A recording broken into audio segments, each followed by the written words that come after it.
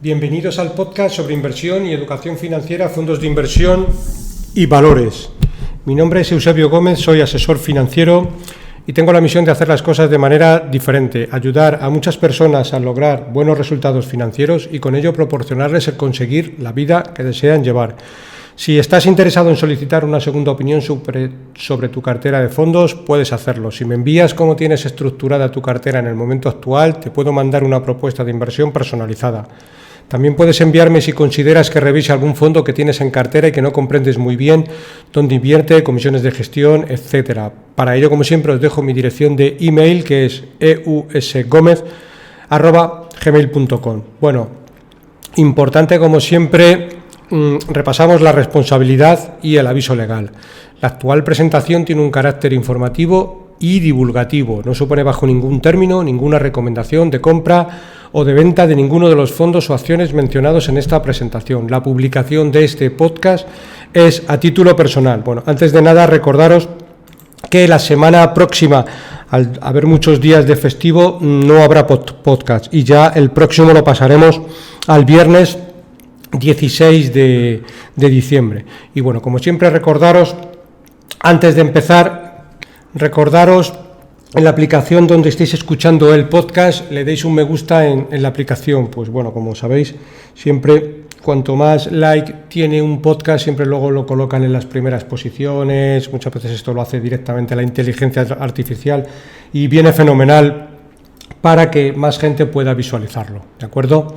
Bueno, sin más preámbulos, hoy os traigo una entrevista. En este caso vamos a estar con Alejandro Muñoz de Equam, que bueno, vamos a repasar un poco toda la estrategia del fondo y demás cuestiones. ¿Qué tal, Alejandro? Buenas tardes. Hola, Eusebio. Buenas tardes. ¿Cómo va todo, amigo? Bueno, pues bien, la verdad es que estamos muy contentos este año, a pesar de que ha sido muy difícil, pero lo hemos hecho relativamente bien y sobre todo pues tenemos muchísima confianza en las posiciones que tenemos en la cartera y las vemos con un potencial pues increíble, como yo no había visto en mucho tiempo, y en algunos casos no había visto nunca en mi carrera. Perfecto, pues ya tienes un poco de experiencia, ¿eh? Estás poniendo todo sí, positivo. Ya. Bueno, eso está bien. Pues nada, vamos a ponernos con ello, vamos a repasar un poco todo, ¿vale?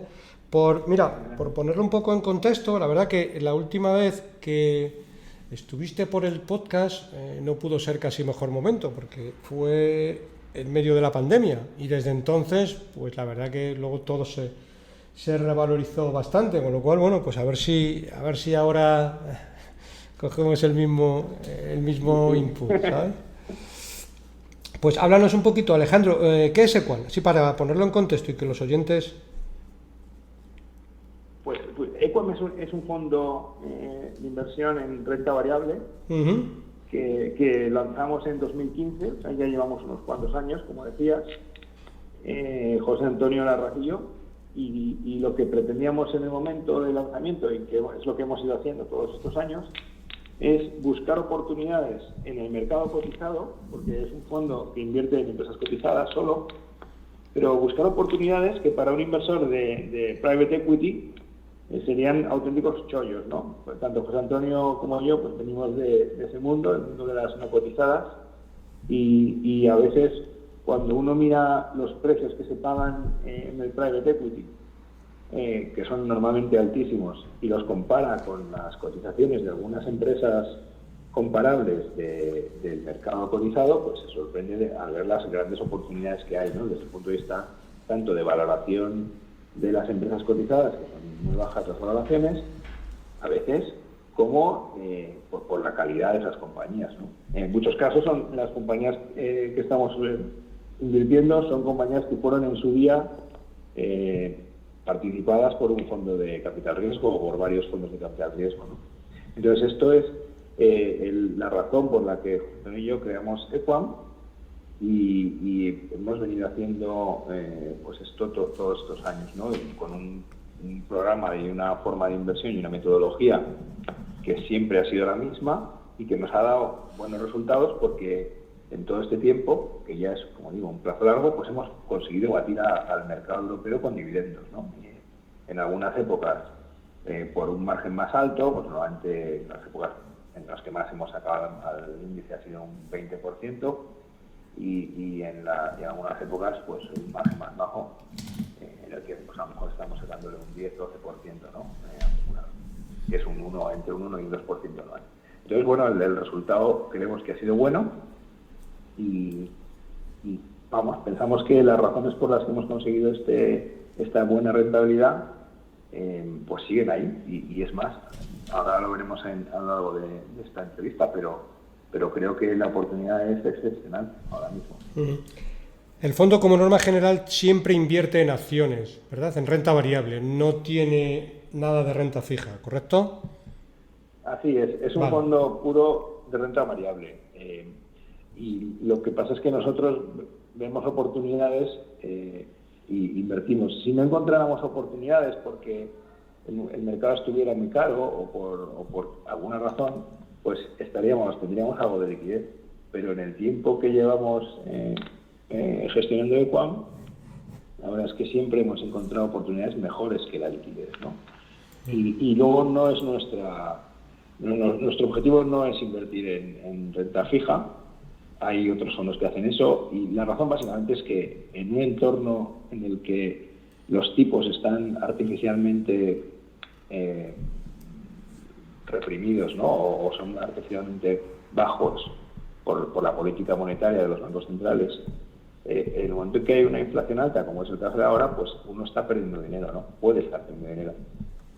Y nosotros pensamos que la mejor manera de cubrirse de ese riesgo, del riesgo de inflación, pues es tener activos que puedan subir precios, que puedan subir su valor a medida que suba la inflación, como es el caso de las acciones, ¿no?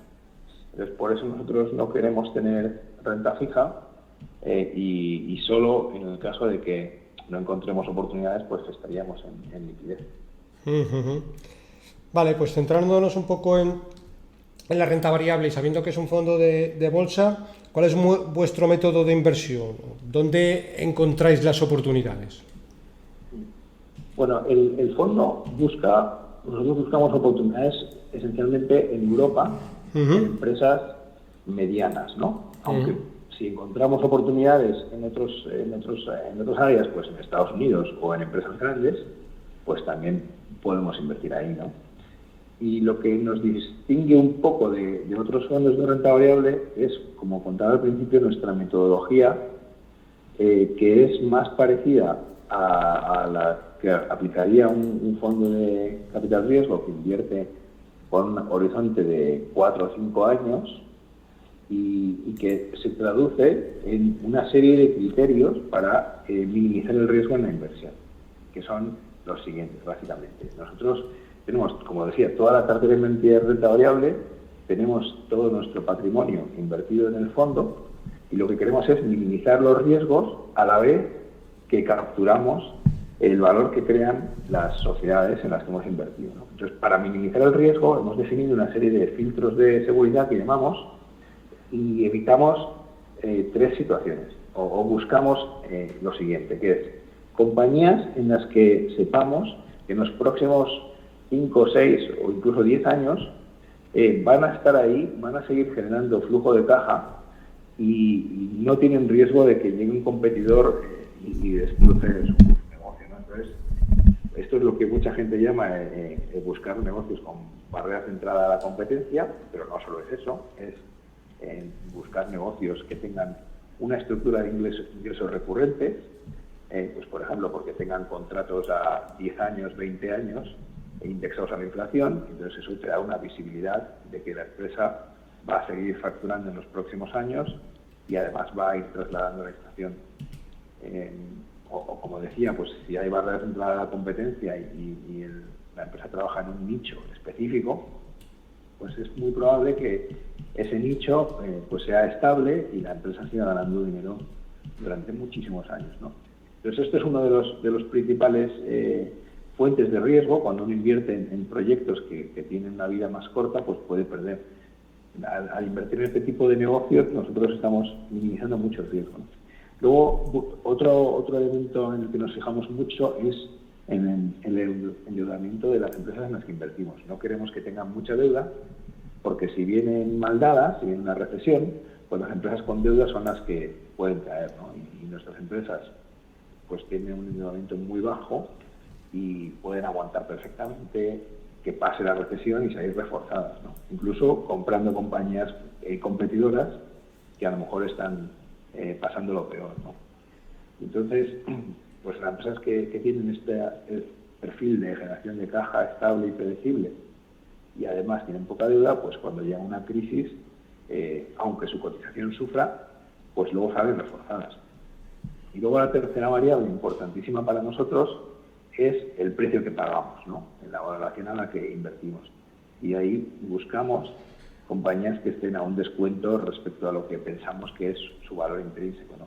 Un descuento que como mínimo tiene que ser del 30% respecto a lo que pensamos que vale. Entonces, unir esos tres variables, ¿no? Que son la estabilidad del negocio, el endeudamiento bajo y la valoración a descuento, pues nos permite tener una cartera que tiene mucho menos riesgo de pérdida que el mercado en general, ¿no? Entonces, bueno, pues esto es lo que hacemos y estamos invertidos al 100%, pero en empresas que estamos convencidos de que pueden resistir cualquier recesión, ¿no? Y cualquier crisis. Y así nos ha pasado. Yo creo que aquí sí que el tiempo nos ha ido dando la razón porque hemos pasado ya varias crisis.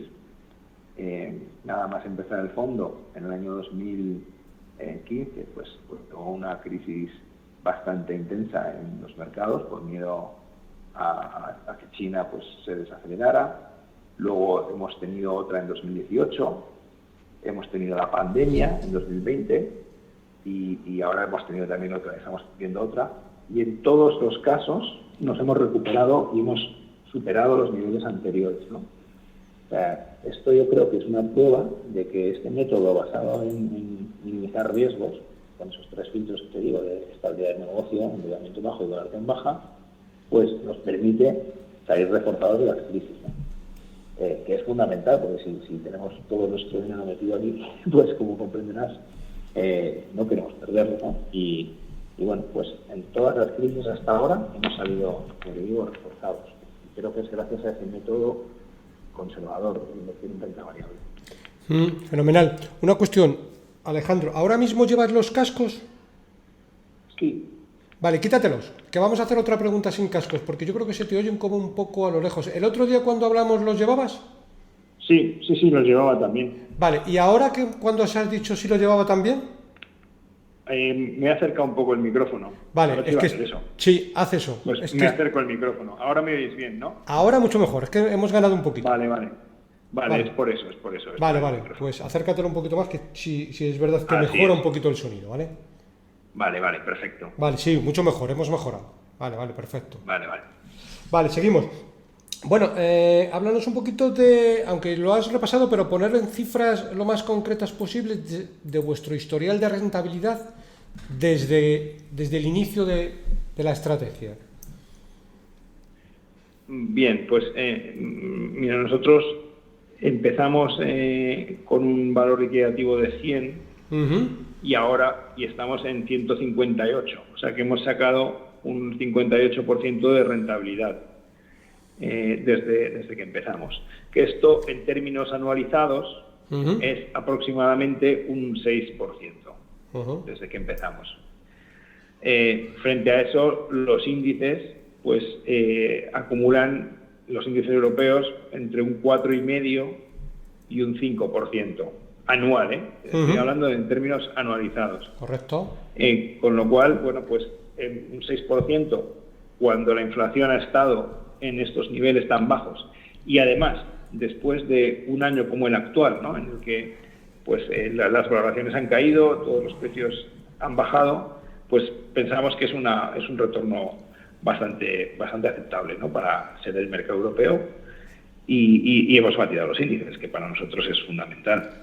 Fenomenal. Pues siempre Eusebio, siempre hablamos nosotros de índices con dividendos, porque esto hay veces que la gente hace comparaciones con índices quitando el dividendo y entonces es mucho más fácil batir al mercado, porque sin dividendos los índices han tenido unas rentabilidades mucho más bajas que nosotros, mucho más. Pero con dividendos, que es lo justo, pues les hemos sacado un 1 y pico al año. Correcto. Y para invertir en renta variable, ¿qué consideráis vosotros un tiempo razonable y a qué le llamáis vosotros largo plazo? Bueno, nosotros cuando analizamos una compañía estamos pensando que ya sea porque compramos porque el precio está muy deprimido y tiene que recuperarse, o porque ha habido un problema puntual que estamos convencidos de que se va a solucionar también, un problema operativo, nosotros estamos dispuestos a esperar entre 3, 4 o 5 años a que esto se resuelva, ¿no? Y muchas de las compañías que tenemos en cartera pues llevan con nosotros ese tiempo. Algunas se han ido, la mayoría de ellas han ido resolviendo, hemos ido vendiendo, y algunas hemos tenido que tener más paciencia, ¿no? Por ejemplo, es el caso del petróleo. El petróleo, el sector en el que tenemos aproximadamente un 12%, lleva un ciclo de muchos años de sufrimiento, ¿no? Y ha sido este año cuando finalmente todo ese esfuerzo que hemos hecho de aguantar y resistir perdiendo algo de dinero, pues ha merecido la pena y se ha puesto en valor, y ahora pues ahí estamos teniendo unas rentabilidades muy buenas, ¿no? Pero hay que tener paciencia, porque la renta variable en un año no tiene por qué cambiar las circunstancias, y hay que esperar, como digo, periodos de 3, 4 o 5 años para que empiece a tener sentido el análisis que se ha hecho, ¿no? Los movimientos que hay a plazos más cortos muchas veces tienen que ver más con la suerte o con cambios en el entorno temporales que con el análisis real, ¿no? Entonces, bueno, nuestro análisis la verdad es que funciona. O sea, comprar, como digo, negocios que son estables y baratos y sin deuda, eso funciona, pero para que funcione no va hasta un año. O sea, hay que tener más paciencia. Por tanto, también para el inversor normal debería de también tener ese plazo de inversión. Sí, por supuesto. O sea, el inversor tiene que tener ese plazo de mínimo 3, 4 años en los que se debería olvidar de la inversión. Y yo añadiría otra cosa. En mi experiencia, que también pues llevo invirtiendo muchos años, lo que permite a un inversor sacar rentabilidad buena es comprar en los momentos en los que hay más pánico. Hay mucha gente que esto lo hace muy bien. Tenemos inversores que cada vez que el fondo cae invierten más, y estos son los que de verdad tienen unas rentabilidades superiores incluso a este 6% anual, porque compran en los momentos buenos, donde todo el mundo está asustado. Y luego hay inversores que eso les cuesta más, que es lógico, es natural, porque cuando algo está cayendo pues no quieres invertir, y muchos invierten cuando las cosas están subiendo y se han recuperado. Entonces, eso en general da peores resultados que comprar cuando hay pánico y cuando hay miedo y cuando hay recesión, ¿no? Entonces, yo te digo, paciencia es muy importante, pero también la capacidad de invertir cuando van mal dadas y mantener la inversión, ¿no? Es fundamental. Y esto, pues bueno, yo lo único que puedo transmitir para dar confianza a los inversores es que en esos momentos nosotros estamos muy tranquilos, en esos momentos malos, como ha pasado este año, estamos muy tranquilos porque estamos convencidos de que la cartera va a salir reforzada, como os decía, en todas las situaciones en el pasado ha sido así, y sabemos que va a ser así en los siguientes años, ¿no? Muchas veces el inversor tiene que comprar un fondo, pues bueno, pues de la misma manera que aquí siempre lo recalcamos bastante.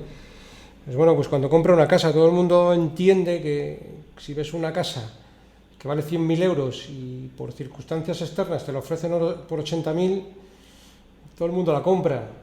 Pero interiorizarlo en un fondo, eso al inversor siempre le cuesta más, porque no ve el potencial de la misma manera, se asusta al ver las noticias y bueno, le cuesta más. Es más difícil, y además no te están diciendo todos los días, una vez que has comprado la casa, fíjate, ahora la puedes haber comprado por 79.000. Claro. Mira, ahora por 78.000. Claro. Porque entonces sería mucho más difícil, ¿no? Correcto. Pero en el fondo es que pasa. Pero bueno, esto es como funciona este tipo de inversión yo creo que da buenos resultados, pero tiene esta característica y hay que saber vivir con ello, vamos. Fenomenal. Pues siguiendo, y ahora que está la inflación tan de moda en boca de todo el mundo, ¿cómo protegéis vosotros la cartera frente a la inflación? Pues yo creo que el diseño estructural de la cartera es para protegernos de la inflación, ¿no? Uh-huh. Y lo que te diría es que nuestra cartera tiene dos grandes categorías de inversiones. Uh-huh. Una es las compañías que tienen relación con materias primas, y entonces estas compañías están protegidas de la inflación porque al final venden algo que sube el precio directamente con la inflación, ¿no? Entonces, por ejemplo, lo que hablábamos del petróleo, pues esas compañías están dando unos resultados maravillosos ahora mismo, ¿no? Pero no solo eso, tenemos una compañía de papel, que también es una materia prima, y esto está disparado, está generando una caja pues más del 60% superior a la que generó el año pasado, ¿no? Una empresa de cemento que también lo está haciendo fenomenal. Entonces, esas empresas de materias primas o relacionadas con las materias primas, en un entorno de inflación, suben los precios y suben sus beneficios, ¿no? Entonces ahí estamos cubiertos, y no solo cubiertos, estamos ganando más que en un entorno normal. Y luego, el resto de las compañías que no tienen relación con las materias primas, pues me remito otra vez a lo que decía al principio, de que buscábamos empresas que estuvieran de alguna manera protegidas de la competencia, ¿no? Que tuvieran un nicho pequeño en el que actúan, o que tuvieran contratos a largo plazo referenciados a la inflación. Entonces, esas compañías también están protegidas de la inflación porque al operar en pequeños oligopolios pueden subir precios cuando suben los costes. ¿No? O sea, si tú operas en un negocio en el que hay muchísimos competidores, pues hay una pelea por captar negocio y ahí pues es difícil subir precios. Pero si hay solo 2 o 3, es más fácil que los precios suban, ¿no? Entonces eso es lo que estamos viendo también, muchas compañías que están consiguiendo subidas de precios, y además subidas de precios en torno del 15-20%, muchas de ellas, más que la inflación, están consiguiendo mejorar márgenes, algunas de ellas. Y luego otro tipo de compañías que también he mencionado, pues las que tienen un contrato, por ejemplo tenemos SMS, que alquila contadores de electricidad a las empresas eléctricas. El contador que te instalan en casa, pues esta empresa es dueña de sus contadores y se los alquila a las eléctricas. Entonces tiene contratos a 20 años referenciados a la inflación, y ahí estamos viendo cómo en Inglaterra, con inflaciones del 10%, pues están ajustando los precios y sus ingresos están creciendo al 10%, más lo que crezca su parque de contadores, ¿no? Entonces, la mayoría, yo te diría el 90% de nuestras compañías están consiguiendo trasladar precios, ya sea porque están en un entorno de commodities o tienen una estructura competitiva de mercado buena o contratos referentes a la inflación, y luego hay alguna que le cuesta más porque está en un entorno más competitivo, ¿no? Pero la mayoría lo están consiguiendo. Entonces, eso es mucho mejor que estar para nosotros en renta fija, donde el principal pues no cambia con la inflación. Entonces pierdes dinero. O sea que estamos muy bien protegidos de la inflación, pero como siempre, aquí la protección no es directa, no es lineal. Puede ser que aunque las compañías lo estén haciendo bien y estamos viendo, como te digo, unos resultados magníficos, el mercado no lo reconozca. Y entonces baje la cotización. Y aparentemente dices, pues vaya, pues cómo protegen las acciones, ¿no? Si están cayendo con inflación alta, ¿cómo van a proteger? Claro, pero eso es en el corto plazo. En el medio y largo plazo, como el valor subyacente sigue mejorando, pues acaba reconociéndolo el mercado, ¿no? Y bueno, es que esto yo me remitiría a nuestro trimestral último, en el que hacíamos un repaso de cómo nuestras compañías estaban publicando resultados de, como te digo, crecimientos del 10% en ventas y del 12% en beneficio, y a la vez en octubre estaban cayendo un 10%. O Entonces esto no tiene sentido. Se ha abierto una oportunidad de inversión realmente buena, ¿no? Porque las compañías siguen haciendo las cosas bien. Fenomenal. Y hablando del potencial que comentas, háblanos un poquito de cuál es el potencial en el momento actual que consideras tiene la cartera. Sí, esto es una cosa que nosotros medimos desde el principio. Nosotros calculamos lo que vale cada una de nuestras inversiones antes de invertir, ¿vale? Porque, como te decía, queremos invertir a un descuento como mínimo del 30% respecto a nuestra estimación de valor, ¿no? Y hacemos una estimación de valor pues bastante conservadora, pues 10 veces EBITDA como mucho, ¿no? O 6% de free cash flow yield como valoración objetiva. Entonces, como mantenemos estos registros, pues sabemos lo que valía nuestra cartera a precios de mercado, que es el valor liquidativo, y lo que vale nuestra cartera a precios objetivo. Entonces, en ese sentido, como ha pasado esto que te digo, que las compañías lo están haciendo muy bien y por tanto su valor como mínimo es el mismo que cuando entramos, pero a la vez ha caído el mercado este año bastante. Bueno, nosotros no hemos caído tanto, pero el mercado ha caído y algunas posiciones nos han caído, pues nuestro potencial es de más del 100%. O sea, nosotros pensamos que el fondo vale el doble, ¿no?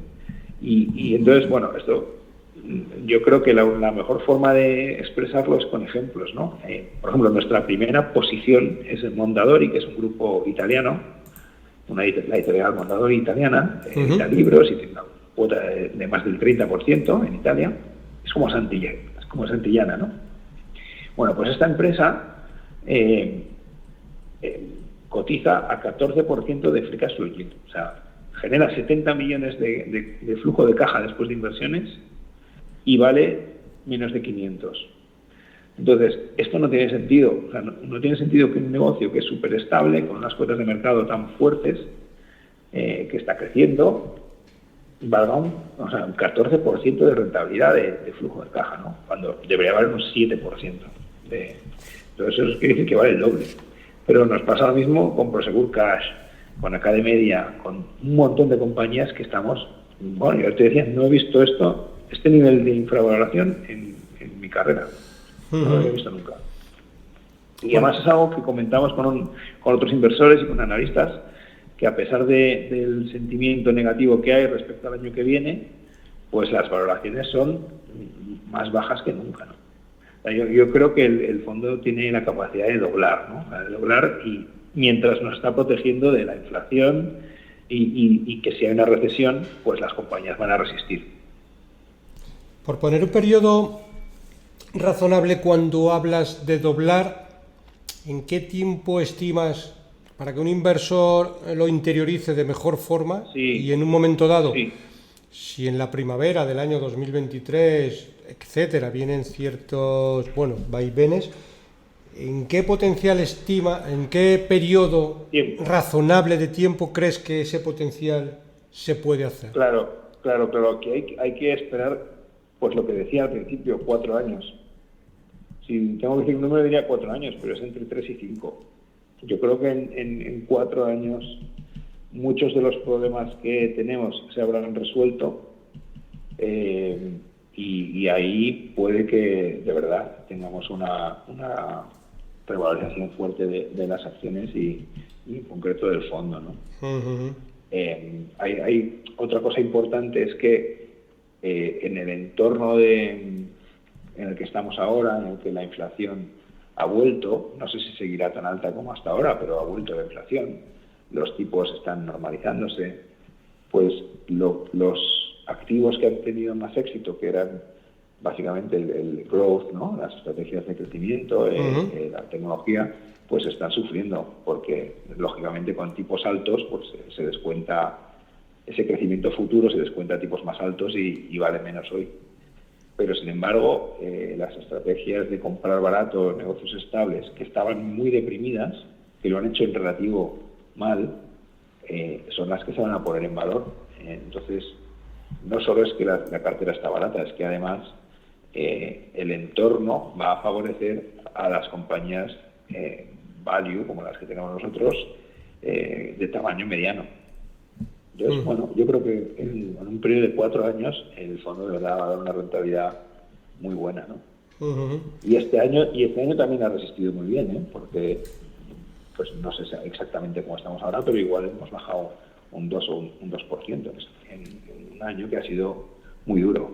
Observándolo ahora mismo veo que lleva un menos 2,83. Me sale aquí. Pues sí, más o menos.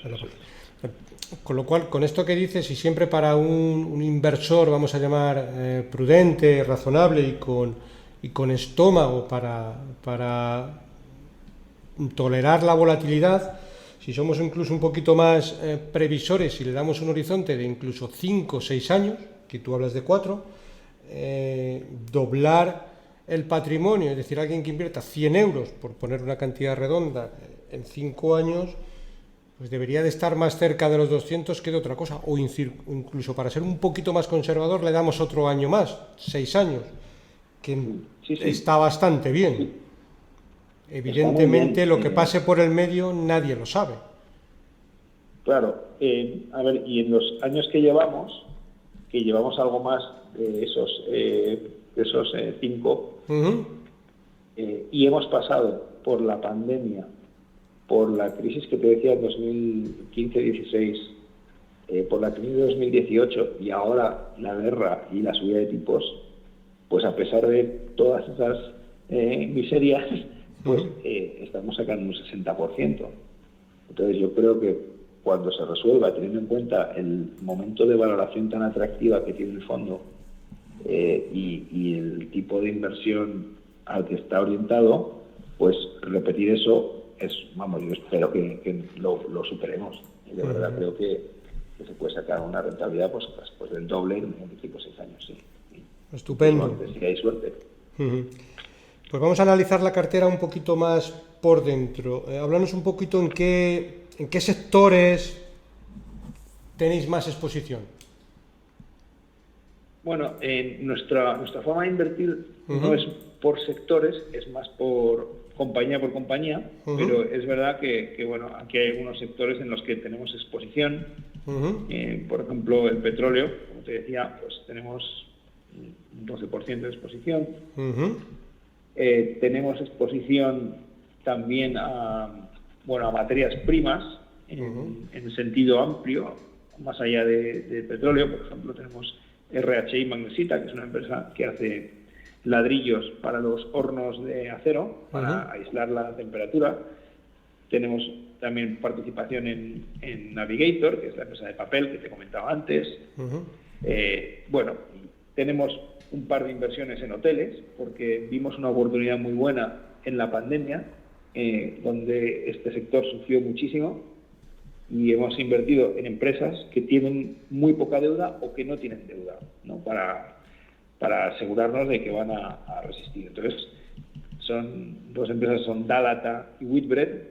Dalata es irlandesa y Whitbread es la empresa inglesa que es la dueña de Premier Inn, una cadena, con un éxito increíble, y son dueñas de los activos inmobiliarios, y en el caso de Dalata tiene un 17% de deuda sobre el valor de los activos, que es conservador, y en el caso de Whitbread no tiene deuda, ¿vale? Porque vendió a Coca-Cola un negocio que tenía de cafeterías, café, entonces no tiene deuda.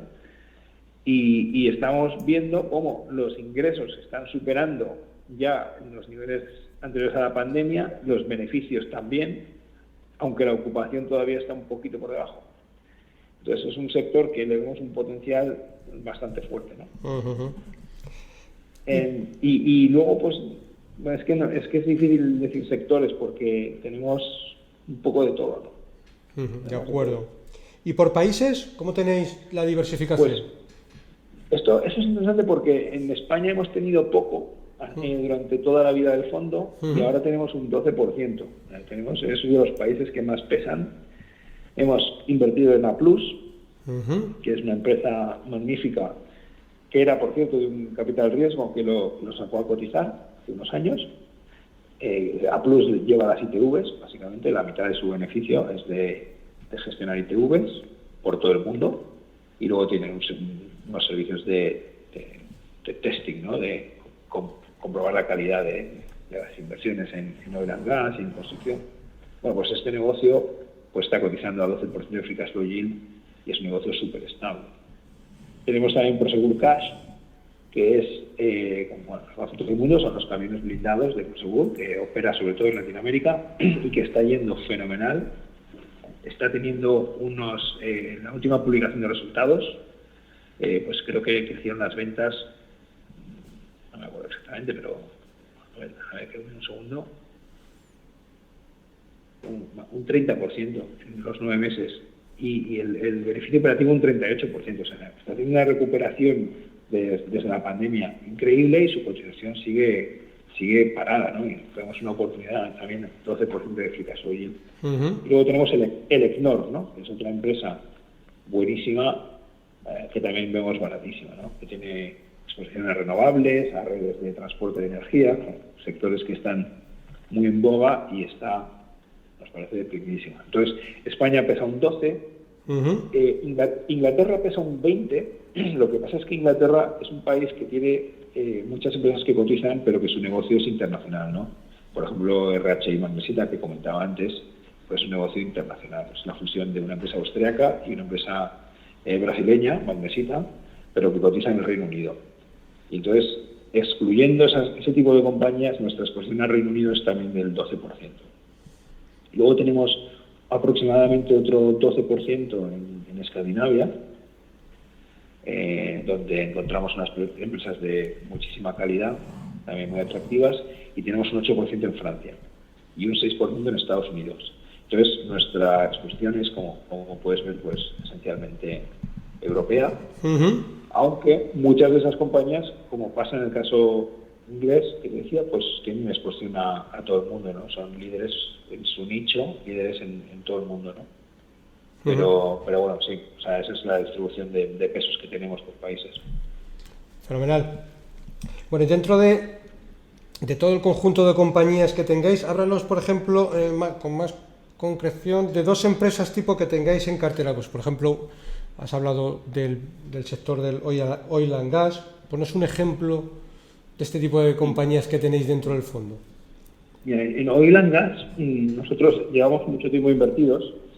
Cuando el ciclo empezó a torcerse, hace ya, pues esos 6 o 7 años, y nosotros estábamos convencidos de que de alguna manera iba a volver la inversión en el sector, ¿no? Porque el consumo de petróleo, que son unos 100 millones de barriles al día, no ha bajado en todo este tiempo, sigue constante, la gente sigue usando el coche y sigue calentando sus casas, entonces la demanda sigue, pero lo que se ha parado es la inversión. Por una serie de razones, ¿no? Pues porque se había invertido demasiado, por todo este movimiento en favor de las renovables. Entonces, sí, lo que vimos es que se estaba produciendo un desajuste entre la demanda, que era estable, y la oferta, la inversión en producción, que se había ido a la mitad.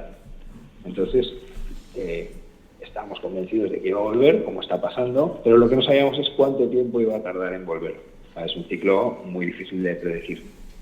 Y entonces lo que invertimos fue en compañías que estuviéramos seguros que pudieran aguantar el tiempo que hiciera falta. Y tenemos TGS, que es una empresa, es la tercera posición, con un 5%, y TGS es una empresa que tiene flexibilidad total en los costes, o sea, si no tiene ingresos, pues reduce sus costes, y que tiene caja neta. Entonces, ha pasado lo que esperábamos, ha aguantado todo el tiempo que ha hecho falta hasta que le ha llegado otra vez la demanda, ¿no?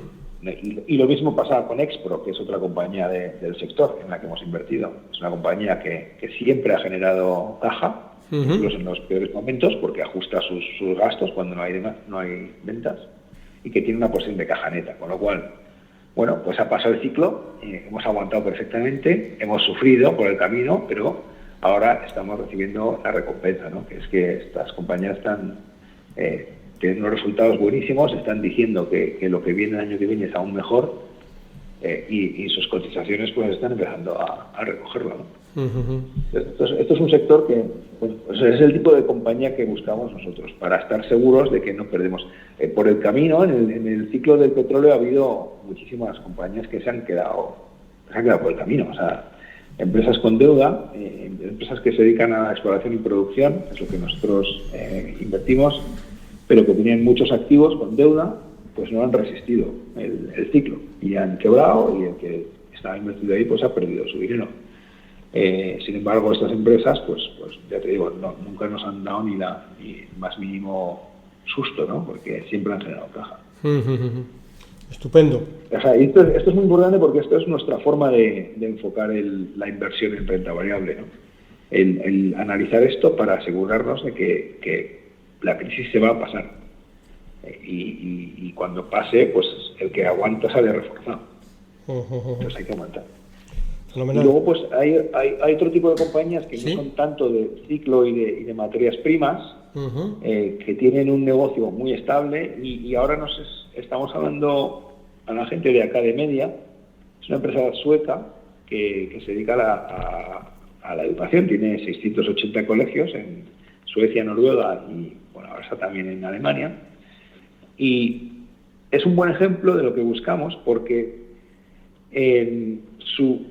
este tipo de negocios tiene una predictibilidad enorme. Cuando tienes alumnos en el colegio, sabes que van a estar hasta que acaben la escolaridad, ¿no? Acaben todos los años. Y en el caso de Suecia, especialmente es así porque la educación la paga el gobierno. O sea, aunque sea un colegio privado, el colegio paga mediante un cheque escolar a todos los alumnos. El que quiera pues puede elegir un colegio público, el que quiera puede elegir un colegio privado, y lo paga el gobierno. Entonces estás convencido de que aunque haya una crisis muy fuerte, los ingresos van a seguir ahí porque te los está pagando el Estado, ¿no? Y la demografía además es muy favorable. O sea, cada vez hay más niños en Suecia, por la inmigración básicamente, pero hay un crecimiento del 4,5% en el número de niños anual.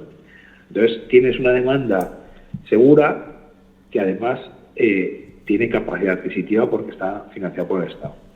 Entonces es un negocio súper estable, súper predecible, y que está cotizando a una valoración ridícula, como te decía en el caso de Mondadori, pues igual 14% de free cash flow yield, o sea, de rentabilidad de caja.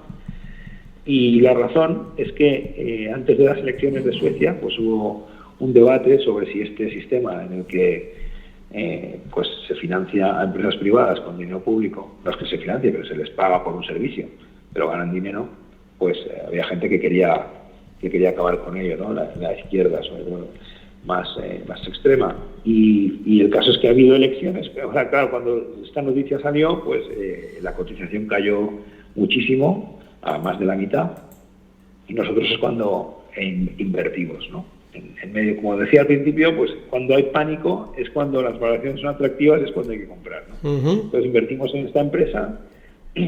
Ha habido elecciones en Suecia hace un mes, y el grupo de gente que ha ganado pues va a mantener el sistema actual, ¿no? Entonces, bueno, sin embargo la cotización no ha reaccionado y sigue a los mismos niveles que antes, a una valoración súper atractiva. Entonces, aquí lo que se ve es que uno puede tener el mejor de los mundos, ¿no? Una empresa con poca deuda, con una estabilidad de generación de caja increíble y además barata. No hace falta irte a cosas que están pasándolo mal. Entonces, bueno, pues creemos que esto también vale el doble, esta empresa. Por poner un símil, que seguro que muchos oyentes lo van a comprender de mejor manera, cuando hablas de un 14% de free cash flow yield, es como si alguien comprara un piso por 100.000 euros y le dieran todos los años en renta por alquiler 14.000 euros, es decir, algo así como 1.100, 1.200 euros al mes. Porque seguro, eso es. Seguro que mucha gente lo va, a lo mejor los que, bueno, más o menos entendemos el tecnicismo, fenomenal, pero para que un oyente vea la infravaloración tan grande, pues hoy en día nadie compra un piso o un local comercial que por 100.000 euros le dé una renta de 1.200.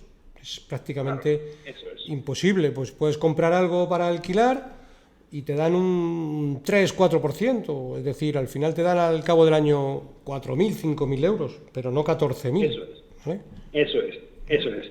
Pero eso unido a la estabilidad y predictibilidad, porque es verdad que si alquilas un piso, pues sabes que más o menos la renta va a ser igual en los próximos años. Puede subir o bajar un poco con la inflación, o si hay una época más difícil puede bajar un poco, pero más o menos es estable. A veces en las acciones esto es difícil de saber, pero en nuestro caso sí que lo sabemos, porque sí que sabemos que ese 14% de rentabilidad va a estar ahí por las razones que te digo, porque los niños van a seguir yendo al colegio, porque cada vez hay más niños y porque el Estado va a seguir pagando. No depende solo de la capacidad adquisitiva de los padres, ¿no? Porque en España, por ejemplo, los colegios privados, pues sí, hay épocas en las que sufren, ¿no? Porque pues si ahí llega una crisis la gente no puede pagarlo y los niños se van a otros colegios, pero en este modelo sueco no es así. Entonces, es como comprar una renta, pero a este precio tan atractivo, ¿no? Es un buen ejemplo el que has puesto, la verdad. Correcto, vale, seguro que muchos oyentes lo interpretan y lo asimilan de mejor manera. Bueno, pues háblanos también que probablemente para vosotros sea no una desventaja, sino estaréis muy, muy cómodos con los activos gestionados en la actualidad, porque creo que vosotros, que si sois una gestora que no tenéis excesivos activos gestionados, para vosotros probablemente no sea bueno porque como empresa ganéis menos dinero, pero yo creo que para un inversor que invierta en el fondo quizás es una buena ventaja porque os permite el poder, si lo consideráis oportuno, salir y entrar de ciertas compañías con relativa facilidad, cuando a lo mejor si es un fondo pues con activos gestionados más grandes es más complicado. Háblanos un poco sobre esto.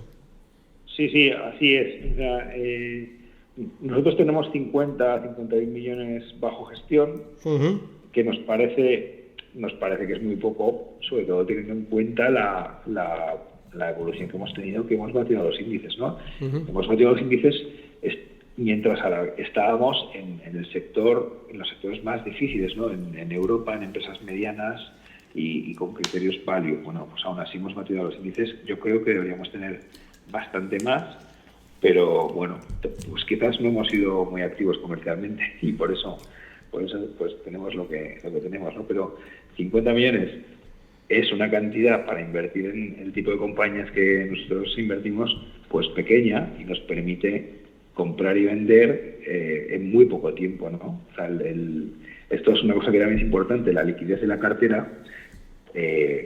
Nosotros podemos vender el 80% del fondo en 2 o 3 días.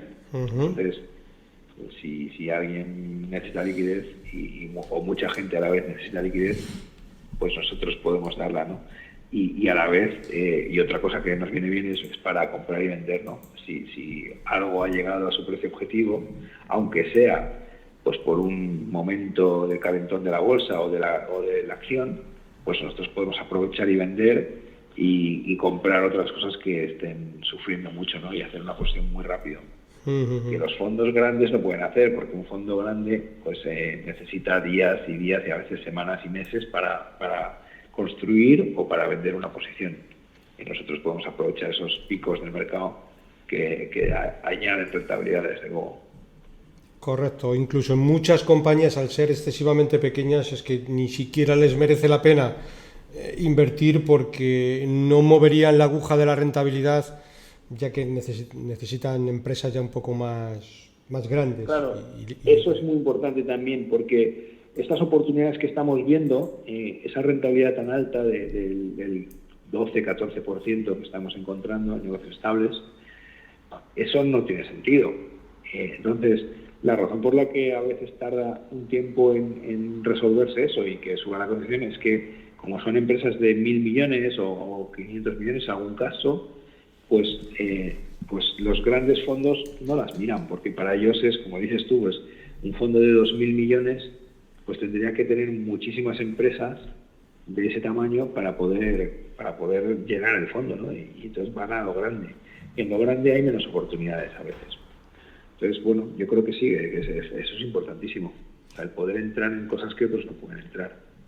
Fenomenal. Y luego otra cosa que nos ha pasado mucho es las OPAs que nos han hecho. O sea, como nuestros criterios se parecen mucho a los criterios de los fondos de capital riesgo, pues nos ha pasado en muchas ocasiones, yo creo que nos han hecho más de 20 OPAs en la cartera, y en muchos casos son fondos de capital riesgo, que ven lo mismo que nosotros, ven que hay compañías cotizadas, baratas, buenas, sin deuda, y ven que el equivalente, si tienen que ponerse a negociar con una familia para comprarle su empresa, pues le van a pedir 12 veces de EBITDA de valoración, y en el mercado hay cosas de 5 o 6 veces de EBITDA. Entonces, pues hacen una OPA y se quedan con el 100% de la compañía. Entonces, esto nos está pasando mucho, y para nosotros es un refrendo de que lo que estamos haciendo, pues lo estamos haciendo yo creo que bien, ¿no? Como decía al principio, hemos salido reforzados de todas las crisis, y eso nos da una cierta garantía de que los filtros de riesgo que estamos aplicando son correctos, y luego los fondos de capital riesgo están comprando los compañías de la cartera porque también creen que son atractivas para ellos, ¿no? Como igual que lo pensamos nosotros.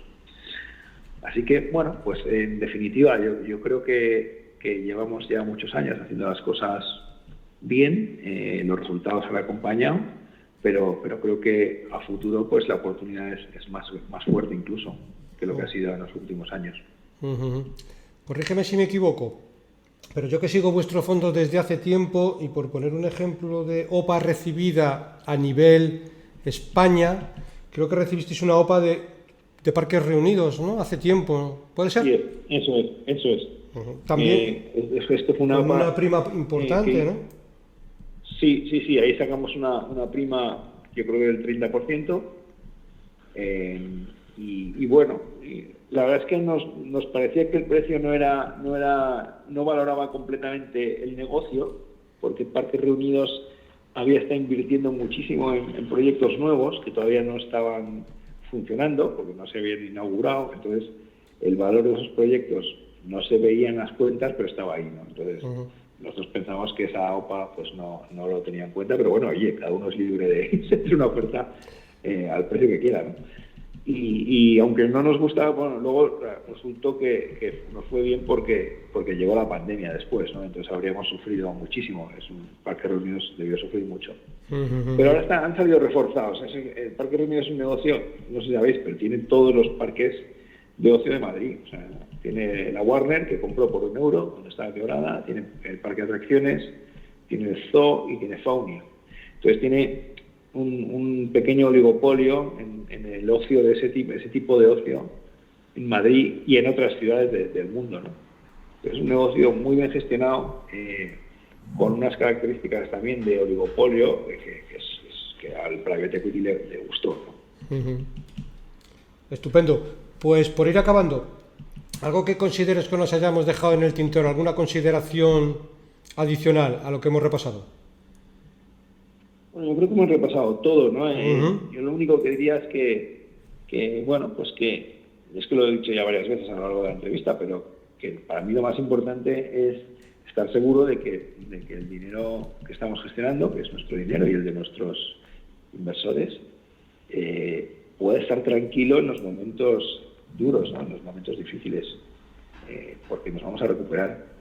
Y entonces, bueno, pues lo que te diría es que hemos tenido una estabilidad de nuestros inversores enorme, ¿no? O sea, nos han acompañado en todas las crisis, han visto que han salido reforzados, y lo que hemos conseguido es que la gente que ha invertido con nosotros pues es muy fiel, porque sabe que puede confiar en este método, ¿no?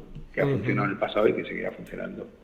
Entonces, bueno, tenemos poco dinero, pero el inversor que invierte con nosotros pues se queda porque, aunque vienen mal dadas a veces por el mercado, pues luego las cosas se resuelven bien siempre.